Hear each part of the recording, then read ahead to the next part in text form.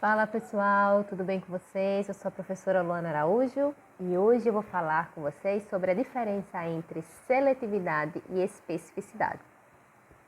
Dois nomezinhos que se parecem bastante, mas que têm definições diferentes, tá certo? Mas é muito simples e muito fácil, vocês vão aprender agora. Vamos lá, seletividade. Lembra, quando a gente fala em seletividade, lembra de grupos. Ah, aquele grupo é muito seletivo. Pronto, porque na verdade quando a gente tem um método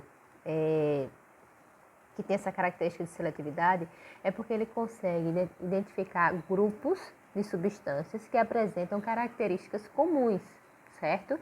Por exemplo, determinação de lipídios. Quando a gente vai determinar lipídios, a gente utiliza solventes orgânicos.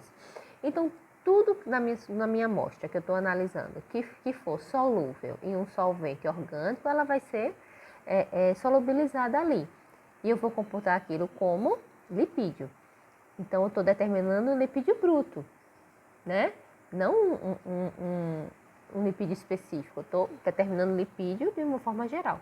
Então, tudo que for solúvel em um solvente orgânico vai ser detectado ali. Então, substâncias que apresentam características específicas comuns, substâncias que apresentam características comuns vão ser dissolvidas naquele solvente, tá certo? Outro exemplo seria a determinação de proteína pelo método Kidal, ou Kidal, né?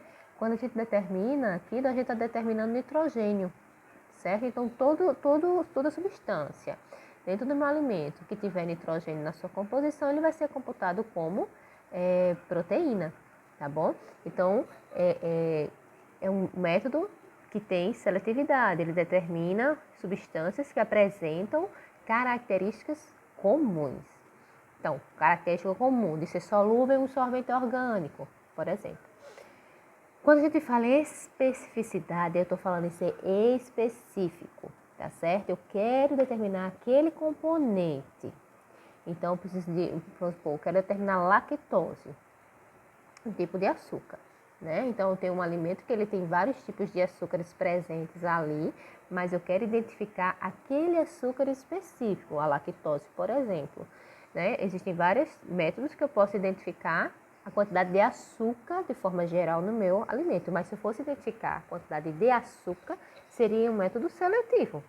Mas se eu quero identificar um tipo de açúcar específico que está presente ali, aí eu tenho que ir para um método específico, de especificidade, que tem especificidade, tá certo?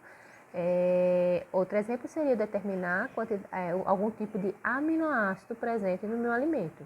Uma coisa é determinar proteína, uma coisa é determinar o aminoácido que está presente naquela proteína. Então, eu precisaria de um método específico que me identificasse realmente aquela proteína presente ali no meu alimento.